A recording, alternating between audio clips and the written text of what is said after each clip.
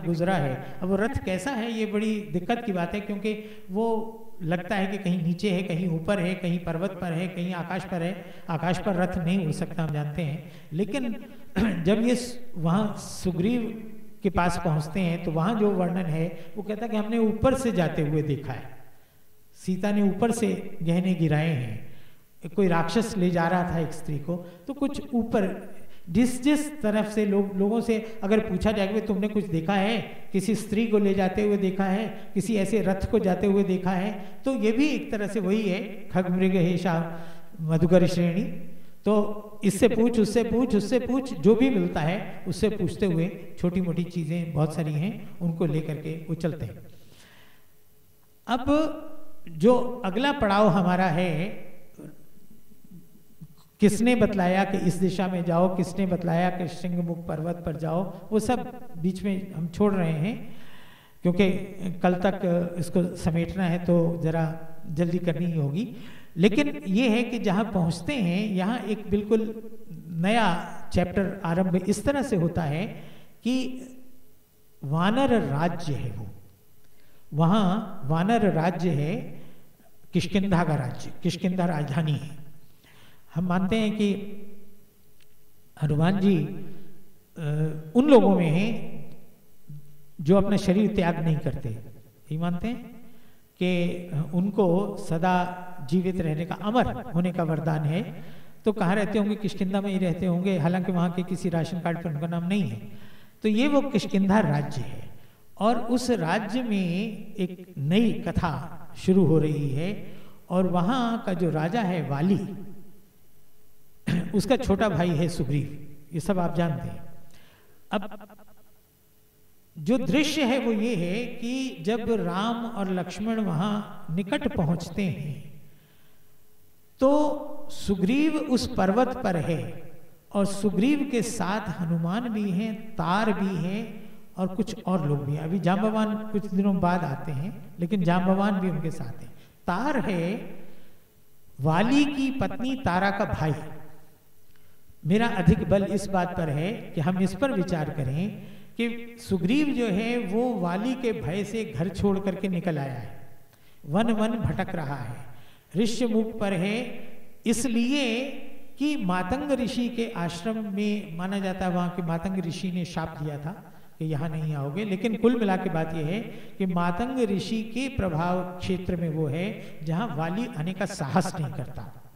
अब क्यों नहीं साहस करता वो अलग बात है, लेकिन जो चित्रण है वो यही है। तो सुग्रीव यदि वन वन भटक रहा है, हनुमान उसके साथ हैं। हनुमान क्यों है वो हम समझ सकते हैं, वो भी हम बात करते हैं। लेकिन तार क्यों वाली का साथ छोड़ के, अपनी बहन बहनोई के छोड़ के क्यों सुग्रीव के साथ आ गया है, इस पर विचार करें तो मुझे ये दिखाई देता है, जो कथा है वो तो इतनी ही है कि वाली का राज्य था, वो एक दानव के पीछे, मैं दानव के पीछे गया और सुग्रीव उसके साथ गया। वहाँ उसने देखा कि उस गुफा में से रक्त बाहर आ रहा है, उसने माना कि मेरा भाई मारा गया है, गुफा पर बहुत बड़ा पत्थर रख कर को वापस किष्किंधा आ गया। और मंत्रियों ने जबरदस्ती सुग्रीव को शासन राजगद्दी पर बैठा दिया कि बिना राजा के तो राज्य होता नहीं, इसलिए राजा तो किसी न किसी को बनना होगा। आपने सुना है ना कि इंग्लैंड के राजा के मरने पर और युवराज्याभिषेक की जो बात होती है उस संदर्भ में है उनका, king is dead long live the king. पिछला राजा मरा और अगला राजा उसी समय स्थापित होना चाहिए, king is dead long live the king. नया राजा उसी समय गद्दी पर बैठा दिया जाता है, अन्यथा बिना राजा के कुछ भी उत्पात होगा। उस रूप में सुग्रीव को वहां राजा बनाया गया। जिस समय वाली लौट करके आता है तो वो देखता है कि यहाँ तो सुग्रीव राजा बना बैठा है। सुग्रीव गद्दी छोड़ देता है, कहता है कि तुम राज्य ले लो भैया, मैं तो इन परिस्थितियों में इस कारण से गद्दी पर बैठा हूं। लेकिन वाली नहीं मानता, न सिर्फ वो गद्दी ले लेता है, सुग्रीव की पत्नी छीन लेता है, सुग्रीव के साथियों को पकड़ के कारागार में डाल देता है।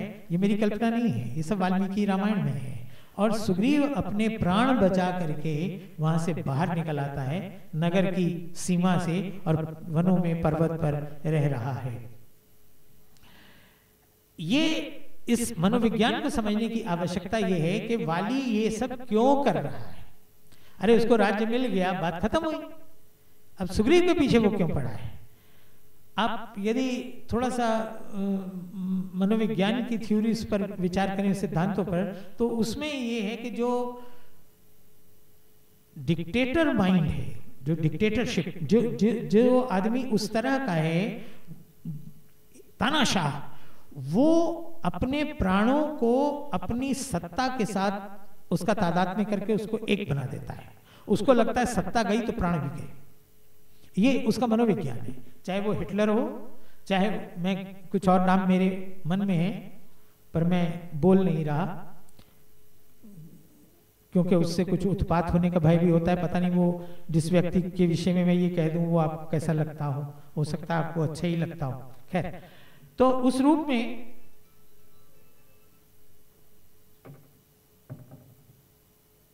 कृष्ण जी ने हमारी बात नहीं सुनी थी कि फोन बंद होना चाहिए। कोई बात नहीं, अब अध्यक्ष हैं तो अध्यक्ष को तो कुछ नहीं कहा, समर्थ को नहीं दोष गोसाई। तो वाली को लगता है कि राज्य मेरा इसने छीना, वो ये नहीं मानता है कि इसको राज्य दिया गया, राज्य छीना तो ये मेरे प्राण भी हर सकता है।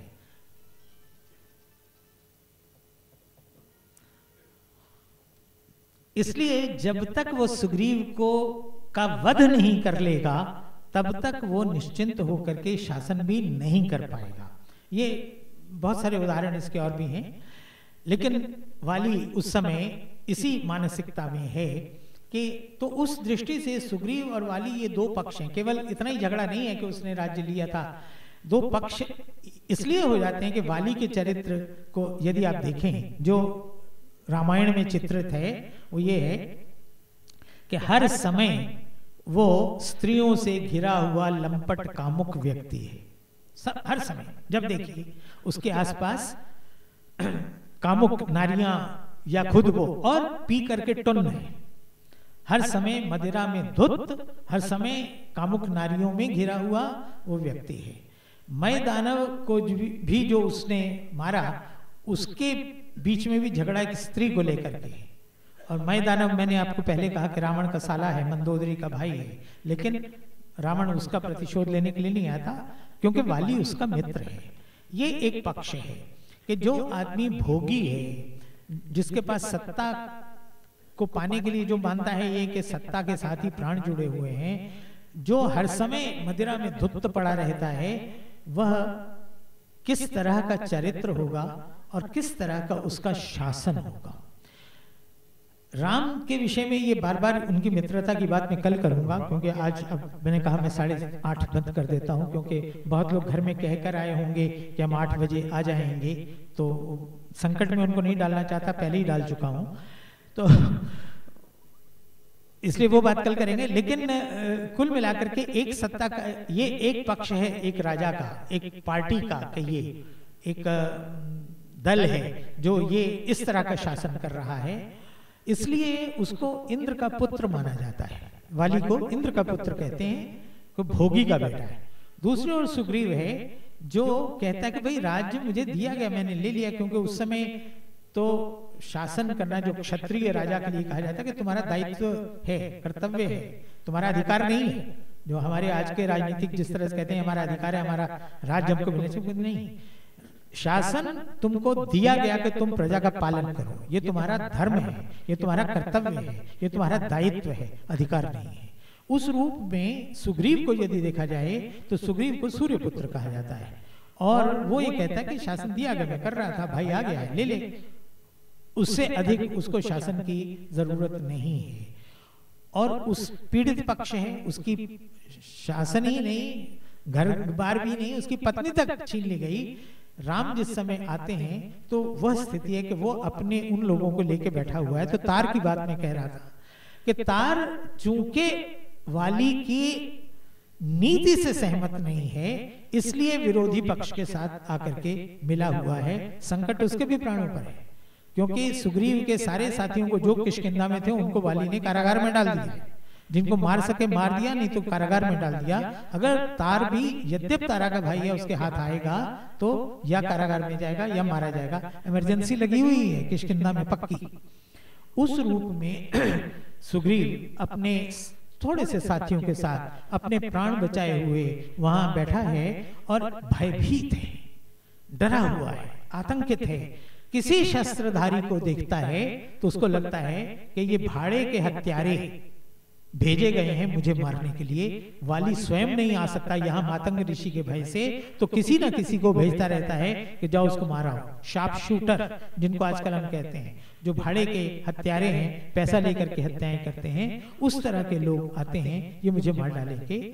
यहाँ इस मानसिकता में सुग्रीव वहां बैठा हुआ है जब राम और लक्ष्मण वहां पहुंचते हैं। तो इसके आगे कल करेंगे।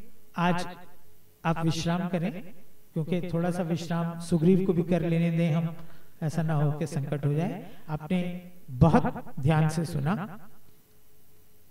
मन प्रसन्न हो गया, इसलिए आपका धन्यवाद। नमस्कार।